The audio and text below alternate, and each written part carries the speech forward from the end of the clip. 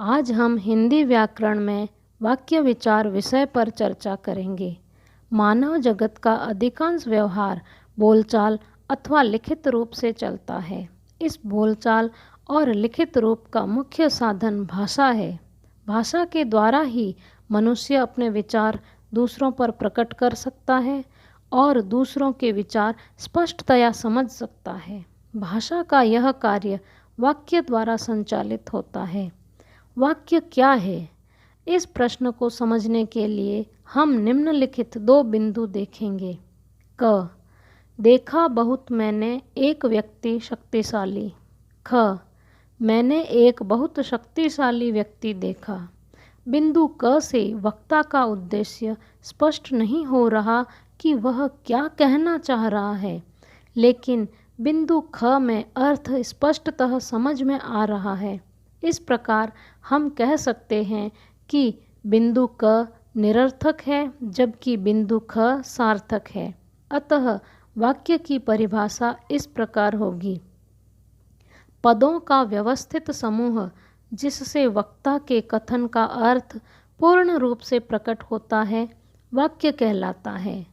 वाक्य की परिभाषा में पद शब्द का प्रयोग हुआ है। इस पद का अर्थ समझना आवश्यक है, जिसे इस प्रकार समझा जा सकता है, जैसे कमल।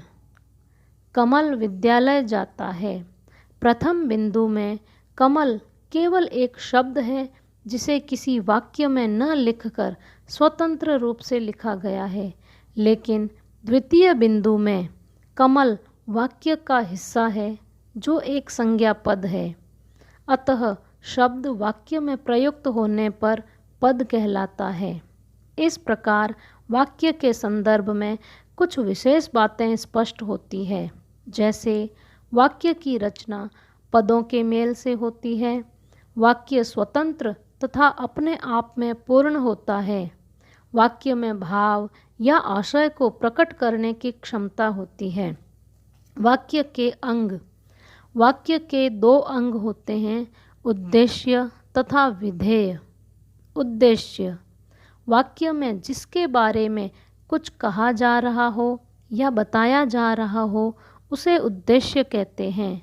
मुख्य रूप से कर्ता ही वाक्य का उद्देश्य होता है, जैसे गरीब आदमी को भोजन दो। इस वाक्य में गरीब आदमी के विषय में कुछ कहा जा रहा है, इसलिए यह उद्देश्य है।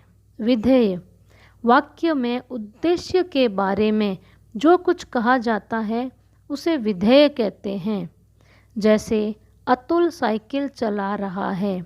इस वाक्य में अतुल उद्देश्य है जिसके बारे में यह कहा जा रहा है कि वह साइकिल चला रहा है, अतः यह विधेय है।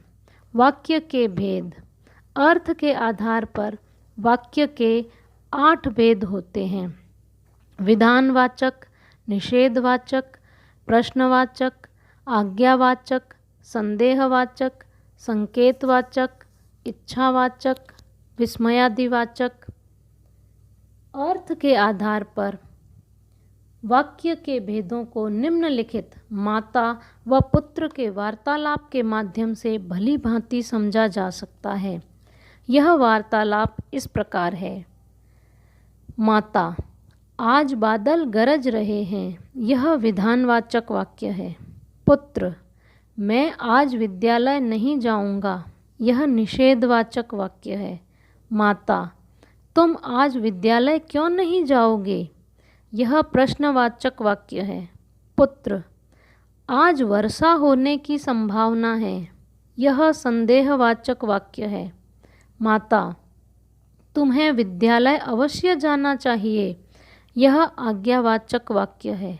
बेटा, हाँ माँ, अभी केवल वर्षा की संभावना है, इसलिए मैं विद्यालय जाऊंगा। ईश्वर करे आज वर्षा आ जाए। यह इच्छावाचक वाक्य है।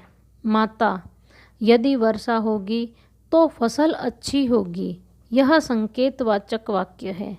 पुत्र, चारों तरफ बादल छाए हुए हैं। वाह, कितना सुंदर दृश्य है।